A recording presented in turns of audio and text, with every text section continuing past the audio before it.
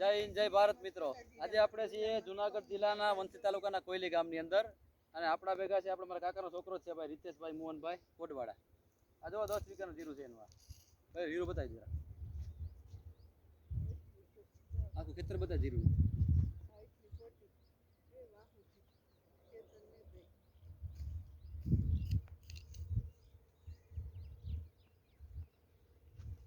હવે આ જીરાની વાવેતર તારીખ કઈ છે?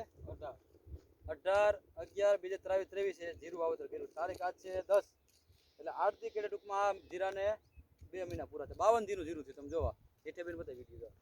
આ જીરામાં કાંઈ ન ઘટે. 52 દીનું જીરું છે અને જો ફૂલ મોગરે જીરું આવી ગયું છે. પેલા 2 પાણી પાયા હતા ને, પેલા 3 વરસાદ હતો, 3 પાણી કેમ વરસાદ હતા?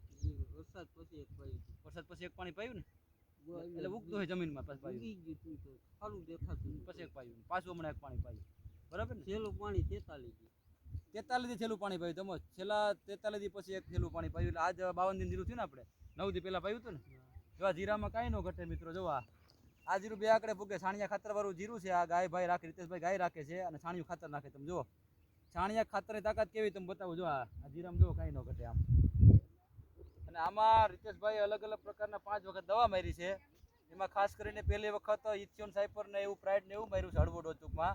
પછી 1 તારણ પ્રોફેનલ સાયપર ને એવું માર્યું છે. પછી સનગ્રીપ દવાનો વધારે ઉપયોગ કરે છે ભાઈ. અને ફૂગનાશક દવા સાફ પાવડર છે.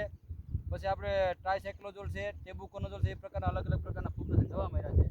પણ કહેવાનો મતલબ એ કે આ ખેતર છે ને છાણિયા ખાતરથી નાખેલું જીરું ભાઈ ખેતર જીરું છે.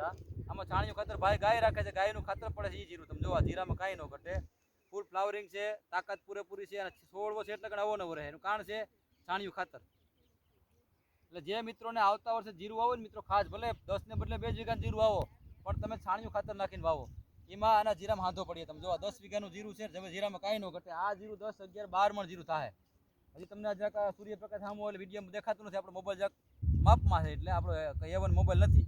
એટલે ખેડૂત મિત્રોને કહેવાનું આપણે કે તમે આવતા વર્ષે કોઈ પણ જગ્યાએ જીરું વાવો, કોઈ પણ જિલ્લાની અંદર, તમે ખાસ કરીને છાણિયા ખાતરનો વધારે ઉપયોગ કરજો. સેન્દ્રીય ખાતર છે, અળસિયાનું ખાતર છે, બેક્ટેરિયા છે, છાણિયું ખાતર. આ બધી વસ્તુ જમીનનો ખોરાક છે.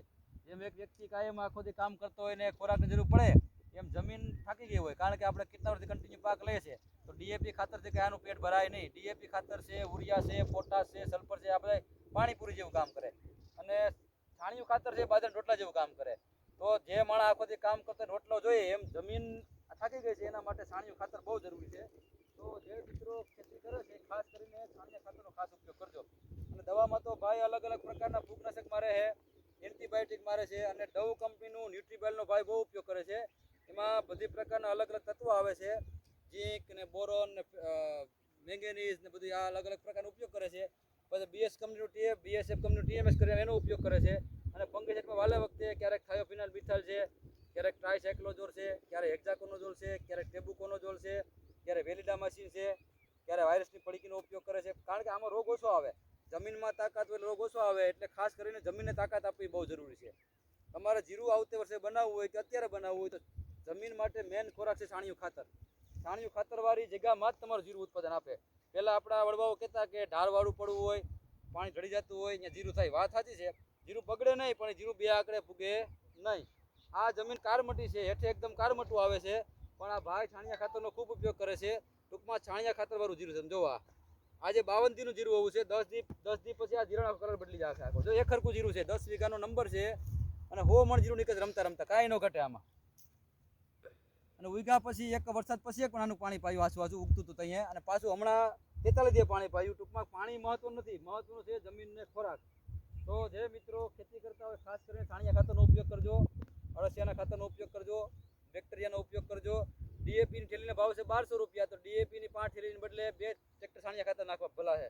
તો આ જો છાણિયા ખાતરવાળું જીરું આપણે.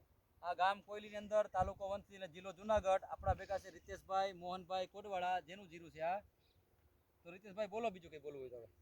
બીજું તો આમાં મેં દેશી ખાતર નાખવામાં કેટલું નાખ્યું? 22 ટ્રેક્ટર. જો મિત્રો સાંભળજો, 10 વીઘાની અંદર 22 ટ્રેક્ટર ખાતર નાખ્યું. આ ખાતરના ઘા છે.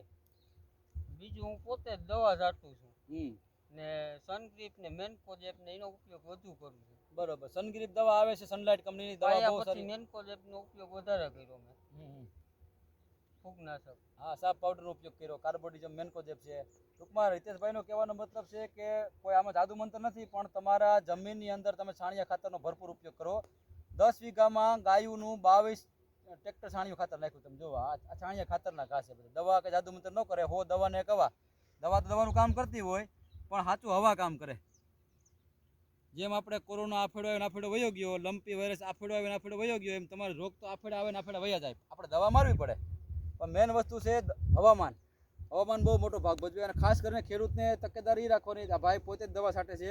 વીઘે 3 ખાતર હાથું કામ કરે. હા, છાણિયું ખાતર વધારે કામ કરે છે. અને વીઘે કેટલા પંપ કરવામાં તમે? આમાં વીઘે 2.5 પંપ. વીઘે 2.5 પંપ કરે. ટૂંકમાં 10 વીઘામાં 22 પંપ કરે, 25 પંપ કરે, બરાબર ને? હા. જો આ જીરામાં કાંઈ ન ઘટે આમ. અને આ વિડીયો પાછો આપણે ઉતારશું 10 દી પછી ખબર પડે કે જીરું કેવું છે, બરાબર? તો આપણે કહેવાનો મતલબ એ કે છાણિયા ખાતરનો મિત્રો ભરપૂર ઉપયોગ કરજો. આ હતા રીતેશભાઈ આપણે, બરાબર રીતેશભાઈ? હાલો, રીતેશભાઈ મોહનભાઈ કોટવાડા, ગામ છે કોયલી, તાલુકો વંથલી, જિલ્લો જુનાગઢ.